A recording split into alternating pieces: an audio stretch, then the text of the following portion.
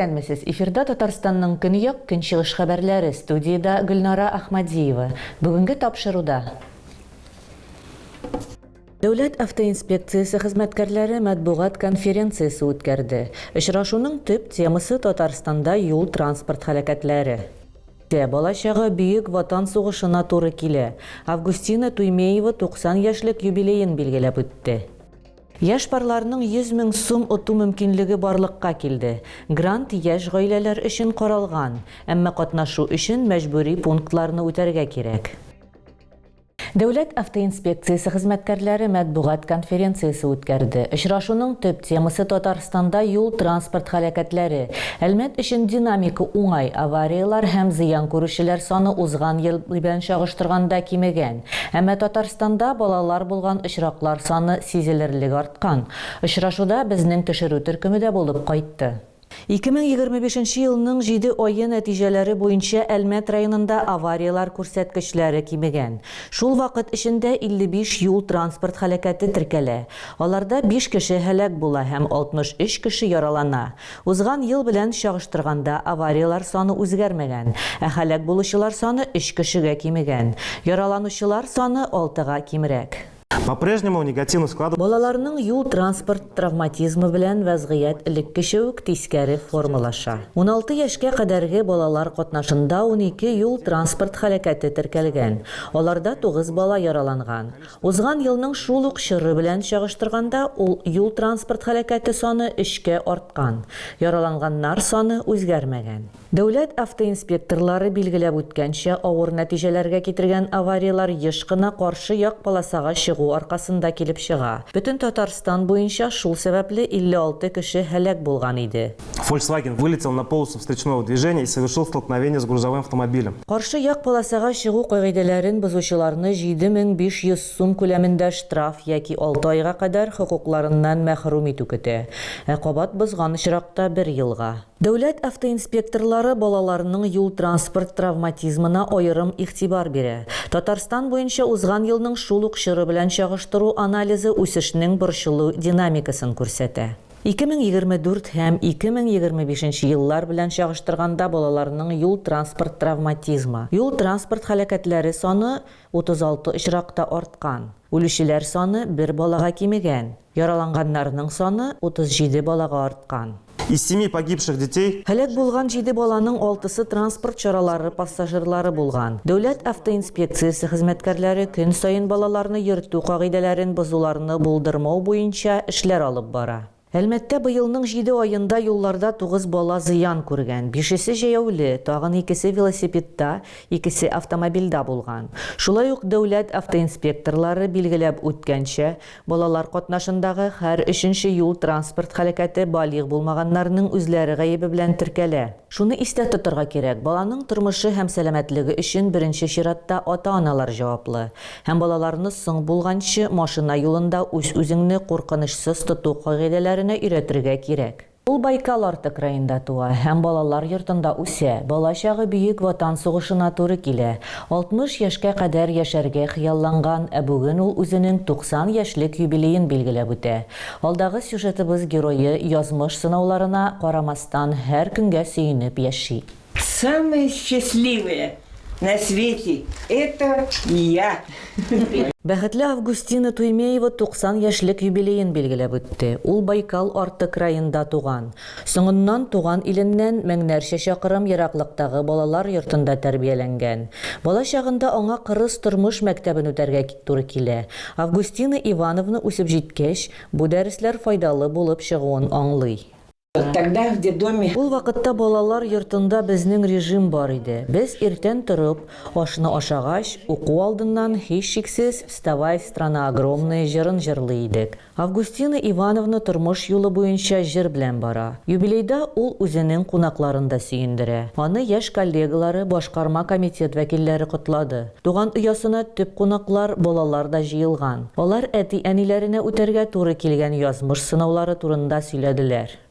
по распределению. Бүленеш буенча алар яр чаллыга күчеп килгәннәр. Бу аларның беренче гаилә оясы урыны иде. Без барыбыз шунда тудык. Мин иң өлкәне Ольга. Без әниебезнең 3 канаты. Апа белән сеңел арасында 1 ел айырма, төпчекләре Надежда һәм Любовь, игзәкләр. Барлык хатын-кызларда Августина Ивановна кебек үк педагоглар. Преподавательская же... Укытучылар эше конспектлар язарга кирәклеген күздә тота. Укытучы булып Акташта яки Ямашта эшли башлаганда, төнне уянып китсәк, әни дәфтәр артында конспектлар язып утыра иде. Августина Туймеева пенсияга чыгар алдыннан соңгы 9 елда балалар яшь-үсмерләр иҗаты үзәгендә эшләгән. Педагогия династиясе кызлар белән генә шикләнми. Оныкларының берсе Әлмәт мәктәбендә укытучы. Августина Ивановнаның 5 оныгы һәм 8 оныкчыгы бар. Яшь парларның 100 000 сум оту мөмкинлеге барлыкка килде. Грант яшь гаиләләр өчен каралган. Әмма катнашу өчен мәҗбүри пунктлары үтәргә кирәк. Парларның берсе катнашырга карар кылган һәм инде шартларны үтәгәннәр. Хәзер алар үзләренең туй көннәрен көтәләр. Яшь пар үз тормышларының яңа битен башларга әзерләнә. ЗАГС идарәсендә бер үк вакытта никахларны тантаналы һәм тантаналы булмаган рәвештә теркәү бара. Бу матур көнне без дә туйга әзерләнүчеләр белән очраштык. Рәлиф Галимов белән Тансу Миннибаева моннан 6 ел элек концертта танышканнар. Думала, это что за мальчики? Мин аны бу нинди малай дип уйлаган идем. Гадәттәгечә безнең авылда мин һәр вакыт чыгыш ясыйм. Аннары аның белән аралаша башладык. Ул политехник техникумда укый икән, ә мин музыкаль техникумда. Шулай аралашулары башлана, ләкин мөнәсәбәтләре тиз генә үсеш алмый. Кыз Мәскәүгә укырга китә. Әмма соңыннан аларга яңадан бер-берсен табарга насыйп була. Во время концертного выступления Концерт вакытында без яңадан очраштык һәм шул вакытта инде язмышның безне бер-беребезгә кире кайтаруын аңладык һәм яңадан аралаша башладык. Бүгенге көнгә кадәр аерылышмыйбыз. Май аенда Рәлиф сөйгәненә тәкъдим ясаган. Туйның көнен 22 августка билгеләгәннәр. Моннан тыш яшь пар Татарстанның яшь парларына грантлар социаль проектында катнашырга булды. Подруга с работы. Эштән дус кызым әйтте. Тизрәк грантка бирегез, 100 000 алачаксыз диде. Республика рәисе ярдәме белән яшьләр эшләре министрлыгы бөтен ил өчен уникаль булган әлеге проектны эшләтеп җибәрде.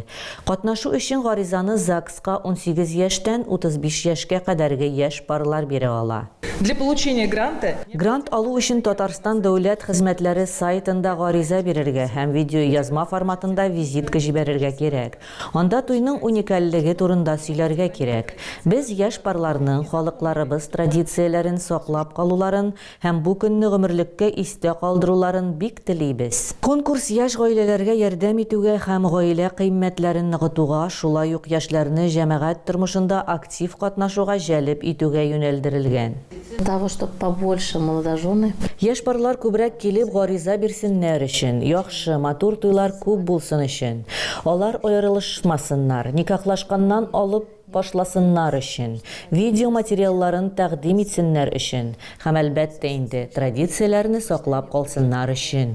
Грант бары тик билгеле бер тематик форматта бәйрәм тантанасын оештыру өчен генә бирелә. Мәсәлән, акчаны декорга, артистларга яки туй костюмнарына сарыф итәргә мөмкин. укрепляет и гражданское общество. Чөнки бу гражданлык җәмгыятен дә ныгыта һәм без бүген төрле тантаналар уздыру өчен бәяләрне күрәбез. Бу әлбәттә инде дәүләттән матди ярдәм булып хезмәт итә. Яшь парларга гомер буе истә калдырырлык һәм милли стильдәге туй үткәрергә ярдәм итә. 8 август көнне Әлмәт ЗАГСында 12 пар никахларын рәсмиләштерде. Шуларның 10-сы тантаналы рәвештә теркәлде. Махсус хәрби операция сугышчыларына бүләкләрне үлгәннән соң тапшыралар.